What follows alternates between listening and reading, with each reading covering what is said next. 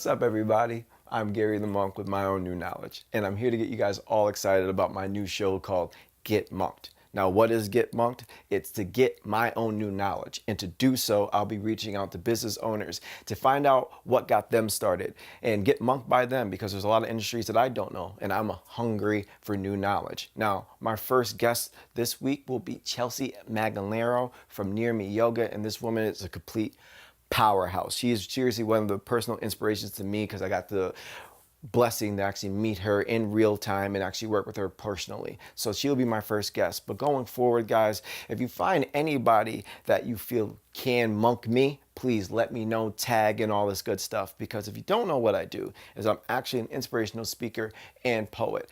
And what's going to separate this show from most is I'll be doing poetic thank yous based on each interview. So please get everybody excited about this. And if you want to catch up with me, you can always find me at Monk Melville. I do a daily vlog, and to give you a little snippet of my work, here's some stuff I was up to last week. Quote of the day: leave footsteps of kindness everywhere you go. I'm the type of person that says hi to dogs. You say it's Thursday. I say it's Friday Eve. So happy Friday Eve, everybody. Throw some good into this world and see what comes back. I want to see what happens when I don't give up. See yourself in every person that you meet and everything that you do, and watch the universe open. You don't have to believe in me. I believe in myself. No matter what they tell you, your words and ideas can change the world. In the end, some of your greatest pains become your greatest strengths. It's going to be hard, but hard is not impossible. To conform makes you the jailer of your freedom and the enemy to your growth. Beauty begins the moment you decide to be yourself. Can you wave? Do a kiss. Mwah. Mwah. Hey! It's okay, it's okay. Stop judging people by the cover of their books.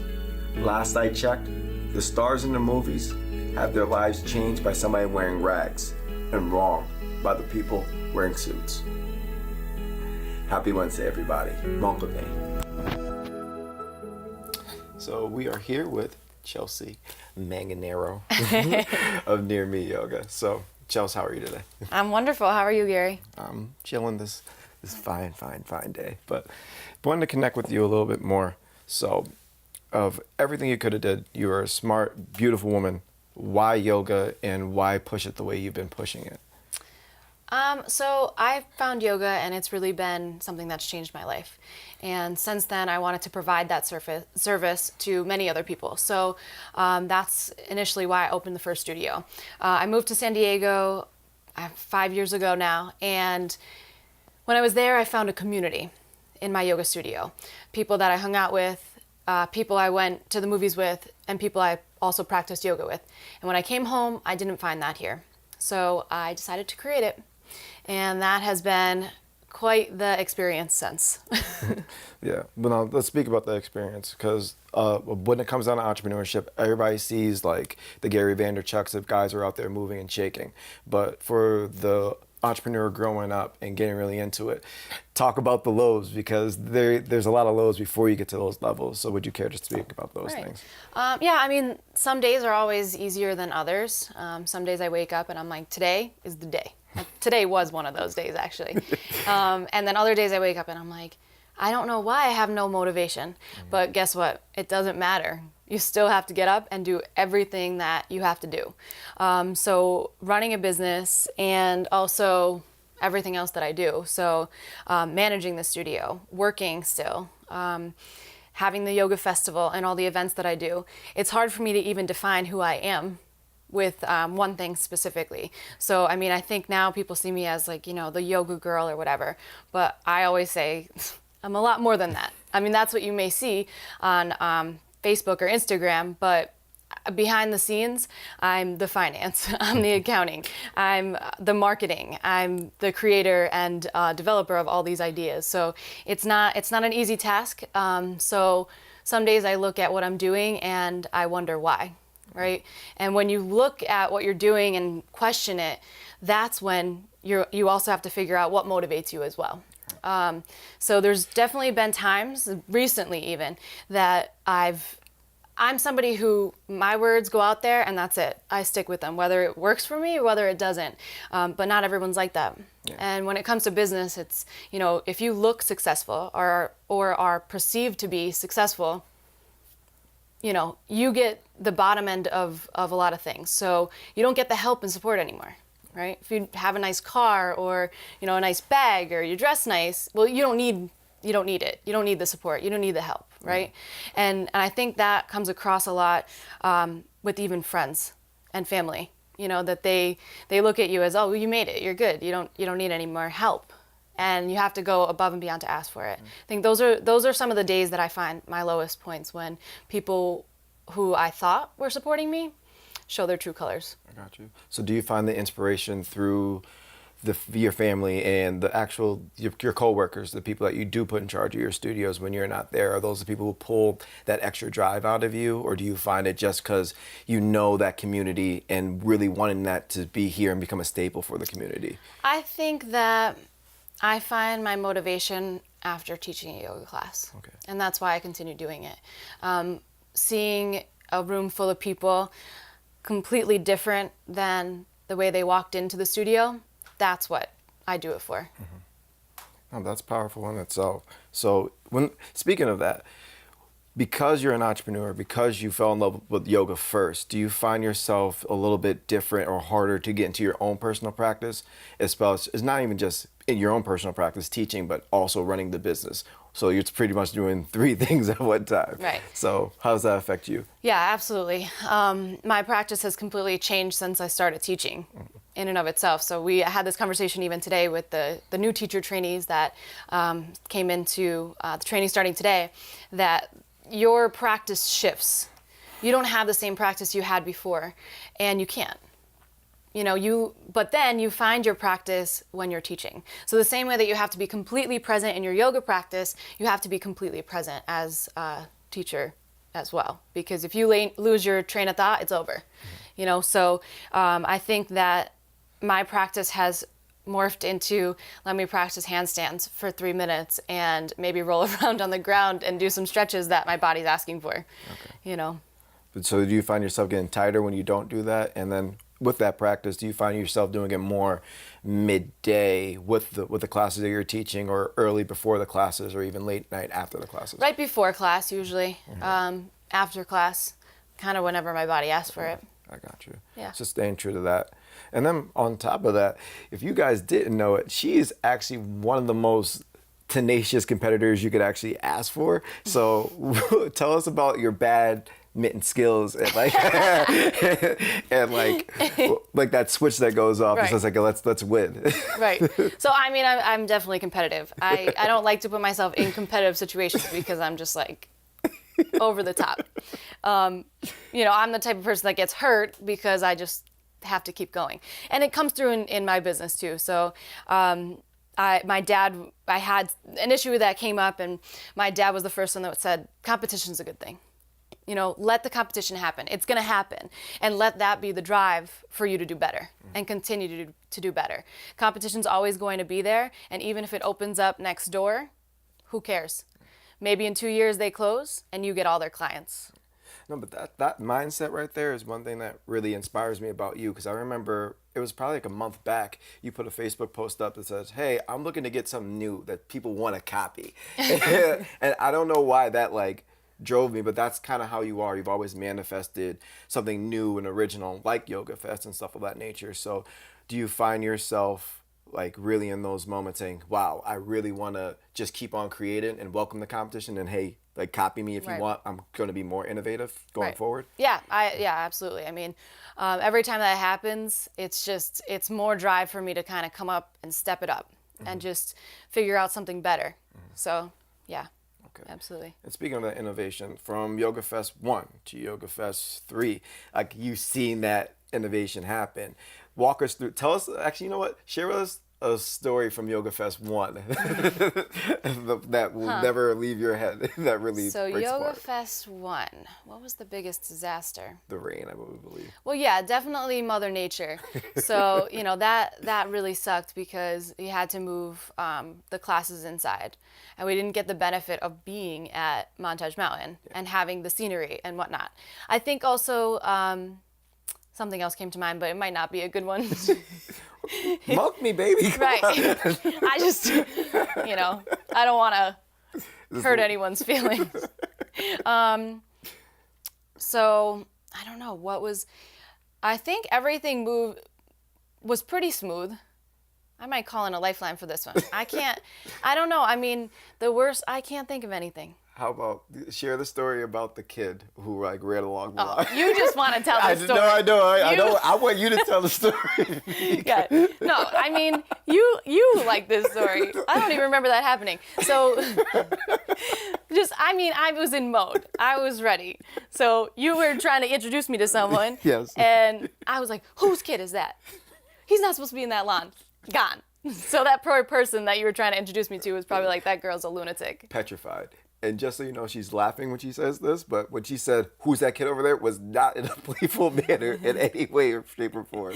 Yeah. I don't know. I mean, honestly, I think it went overall really good, and nothing's coming up in my mind for it to be. Right. No, but even in the transition from Yoga Fest 1 to 3, like the growth, like it was the biggest one you've hosted so Right. far.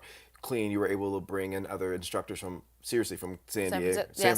Mm-hmm. Yeah, and that was great. And Mother Nature agreed with us this time Right. around. So with that innovation, do you feel more confident with each festival, or did that just come with just being more prepared? I think it was a combination of both. Okay.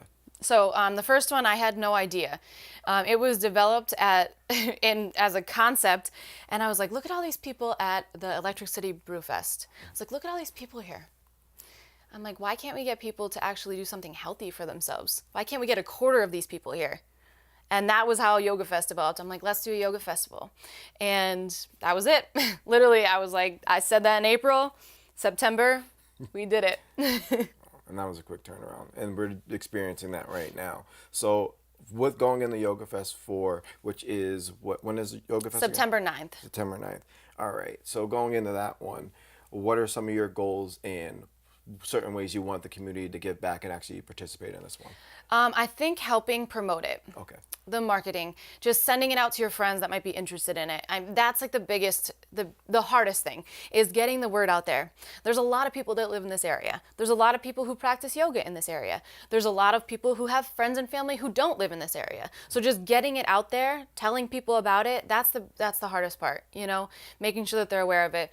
Obviously, vendors, anyone that has an idea or anything that can help make this a better and more successful event, I'm down for it. Okay.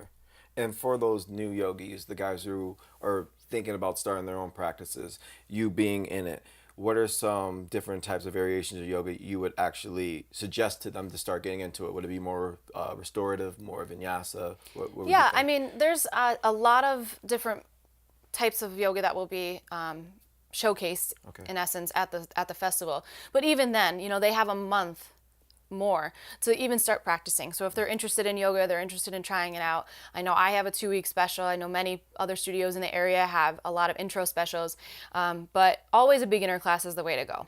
If you're not looking to take that route, then restorative yoga, anyone can practice. Any ailment, anything that's wrong with them, they could still get into restorative poses. Yin yoga is also awesome for anyone who's looking for a deep stretch. So I think the hardest part is just getting on your mat, finding a place to. What are some, for the person thinking about getting it, what are some of the benefits of yoga and why we should practice it going forward? I mean, ultimately, there's always different reasons for why people decide to start practicing yoga. Most find it because of the physical aspects. So, their low back pain, they're tight, their hamstrings are tight. But most people end up staying because of the mental. So what changes inside of their body is not just physically, it's also emotionally. So when they leave a yoga class, they feel different. And that's what brings them back. Anyone can go to the gym. You know, most people have a routine with the gym and lose it for a little while and then make their way back. Yoga's a little bit different because you change every time that you miss a class or you're not there for a while. You literally feel different. You look at the world different after you leave a yoga class. The dirty, I always say this, the dirty main street in Music looks different after you walk outside of the yoga studio. So yeah, that's what brings you back. Okay. So it's more the mental than the physical, pretty much, that you're trying to say. I mean, it's both. It really depends on what somebody's looking to achieve from it. I mean, almost every doctor out there is recommending yoga. Yeah. It doesn't matter if it's for the physical, if it's for the mental. So I think it being the case that yoga has so many different properties that it can help with, everyone can benefit from it. I do agree with that, because do you feel like it takes you away from the anxiety of the future or the depression of the past, and it really forces you to be present? I think it really is hard for the average person now to stay present. So do you find yourself becoming more present just because you've practiced and because you've taught it and you see the change happen in other people? Oh yeah, absolutely. I mean, we're a country running on Dunkin'. Yeah. So, literally. I mean, me too. I don't even need it, but we definitely live in a civilization where it's rushed. Everything's rushed. Everything's, you're late, you're in the car, you're rushing, and you're either rushing and thinking about the past, or you're rushing to get to the future, and you're never really taking a moment to just take it all in, to be present, to accept where you're at right now, and just be okay with it. Be content with it. So yoga definitely helps you find that. Okay. And then lastly, to wrap this amazing interview up, to talk to the 7-year-old Chelsea, I can only imagine how she was. What sort of some advice that you would give her, and would you think she would be proud of the person you are right now? Yeah, I mean, the 7-year-old version of me, I think, was a very different version. So super quiet. Really? Right. Like my mom used to say, the only one that could hear me is the angel that's behind me, because nobody else could even hear me. I always whispered and always like super afraid of everything. I never wanted to get hurt. I was always the kid that got hurt just standing, because something hit me or a person ran into me.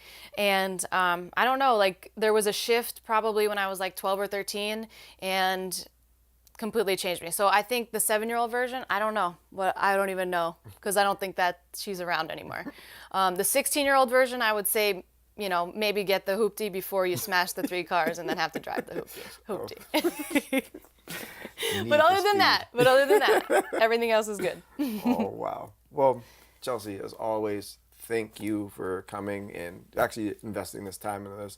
But you already know, like, you're one of the bigger inspirations to me personally, not only in the realm of business, but actually as a human being, because you're seriously one of those people that you can tell that's community first before yourself, and that selflessness like really shows in how you practice and what you do. So really thank you for that. Yeah, thanks for having me, Gare. No worries. I got monked. Yeah.